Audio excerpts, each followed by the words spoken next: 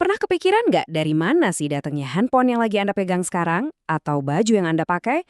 Kemungkinan besar barang-barang itu udah menempuh perjalanan ribuan kilometer, melintasi samudra luas buat sampai ke tangan Anda. Hampir semua barang yang kita pakai sehari-hari itu, ya bergantung sama jaringan pelayaran global. Oke, sekarang coba kita berandai-andai sedikit. Gimana kalau arteri utama planet kita ini, yaitu jalur-jalur laut, mendadak macet total, ditutup semua? Apa ya dampaknya buat kita? Ini bukan sekedar masalah pengiriman barang loh. Ini pertanyaan besar tentang gimana cara dunia modern kita beroperasi. Biar kebayang skalanya, lihat angka ini. Lebih dari 80% volume perdagangan dunia itu diangkut lewat laut. 80%. Angka ini bukan main-main. Ini adalah tulang punggung ekonomi global. Mulai dari makanan yang kita makan, bensin buat kendaraan, sampai mainan anak-anak, semuanya pernah berlayar di atas kapal. Cara paling gampang buat ngebayanginnya itu adalah, anggap aja ini jalan raya. Tapi bukan jalan raya biasa, melainkan jalan tol raksasa di atas laut yang nyambungin seluruh dunia. Yuk, kita lihat lebih dekat rute-rute super penting ini. Jadi, apa sih sebenarnya jalur laut itu? Sederhananya gini, ini tuh kayak koridor nggak kelihatan di lautan yang jadi rutenya kapal-kapal kargo. Rute ini udah diatur selama ratusan tahun supaya jadi yang paling cepat dan paling aman. Mirip banget lah sama jalan tol yang kita tahu di darat. Nah, ini dia beberapa gerbang tol atau titik-titik paling sibuk di jalan raya laut global kita. Titik-titik ini kayak Selat Malaka atau terusan Suez, itu jalur super vital yang nyambungin Asia ke Eropa dan seluruh dunia. Bayangin deh kalau salah satu aja dari titik ini ditutup, efek macetnya itu bakal langsung menjalar ke seluruh jaringan perdagangan dunia. Oke, biar lebih kebayang dampaknya, kita fokus ke satu studi kasus aja ya. Salah satu selat tersibuk dan paling penting di dunia, yaitu Selat Malaka. Dan ini bukan sekedar omongan ya. Selat Malaka itu benar-benar urat nadinya ekonomi yang menghubungkan raksasa-raksasa ekonomi Asia kayak Cina, Jepang, dan Korea ke India, Timur Tengah, sampai Eropa. Puluhan ribu kapal lewat sini setiap tahunnya. Sibuk banget. Nah, ini dia poin pentingnya.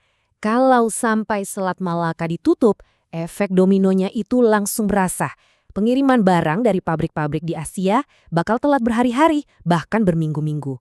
Perusahaan pelayaran terpaksa muter lewat rute yang lebih jauh, dan ini bikin biaya pengiriman meroket. Bayangin, biaya kirim satu kontainer bisa naik berkali-kali lipat. Terus artinya apa? Ya, kaos yang biasanya kita beli 50.000, harganya bisa jadi 150.000. Dan ujung-ujungnya siapa yang bayar? Ya, kita semua, para konsumen.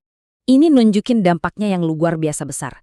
Jadi, ini bukan lagi cuma soal beberapa kapal telat. Ini ibaratnya kita memutus arteri ekonomi utama yang ngasih darah kedua benua raksasa. Perdagangan yang nilainya triliunan dolar bisa mendadak berhenti atau dialihkan. Kalau kita lihat visualnya, rincian kerusakannya tuh kayak gini. Dampak terbesarnya jelas gangguan perdagangan. Tapi, lihat yang kedua, lonjakan harga.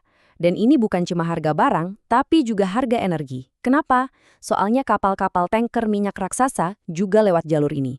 Akibatnya, kelangkaan energi dan perlambatan ekonomi global jadi hal yang nggak bisa dihindari.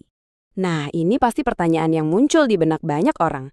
Kalau laut lagi masalah, kenapa nggak pindah ke darat atau udara aja sih?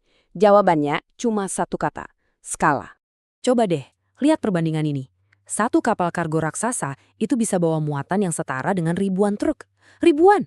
Kebayang nggak sih macetnya kayak apa dan biayanya semahal apa kalau semua itu harus dipindahin lewat darat atau udara? Secara ekonomi dan kepraktisan itu mustahil. Kalau soal angkut barang dalam jumlah masif, laut itu juaranya, nggak ada lawan. Oke, sekarang kita tarik masalah global yang kelihatannya jauh ini ke level yang paling personal. Gimana ceritanya semua ini pada akhirnya bisa ngaruh langsung ke kehidupan kita sehari-hari dan ya ke isi dompet kita. Coba deh, lihat sekeliling Anda sekarang. Mungkin ada buah impor di meja makan, ponsel yang Anda pegang, atau kaos yang Anda pakai. Semua itu punya paspor laut. Komponennya dibuat di satu negara, dirakit di negara lain, terus dikirim ke seluruh dunia buat dijual. Tanpa pelayaran laut, rak-rak di toko itu bisa kosong dalam waktu singkat. Nah, ini dia kesimpulan utamanya. Kita mungkin sering nggak sadar, tapi gaya hidup modern kita ini benar-benar bergantung banget sama jaringan maritim yang kerja non-stop di belakang layar. Keterhubungan inilah yang bikin barang-barang di sekitar kita jadi tersedia dan harganya terjangkau. Jadi, kalau kita rangkum 3 dampak paling besarnya, urutannya ya kayak gini. Pertama dan yang paling berasa buat semua orang, kenaikan harga. Diikuti oleh keterlambatan pengiriman yang bikin pusing rantai pasok, dan yang terakhir, ya ekonomi global yang melambat. Analogi ini menurut saya pas banget buat ngerangkum semuanya. Coba bayangin kalau semua jalan tol antar kota besar di Indonesia ditutup serentak. Kekacauan yang terjadi di darat itu, ya itulah gambaran kekacauan dalam skala global kalau jalur laut yang ditutup. Nah, ini pertanyaan terakhir buat kita renungkan sama-sama. Selama ini, kita mungkin lebih peduli sama jalan raya yang kita lewati tiap hari.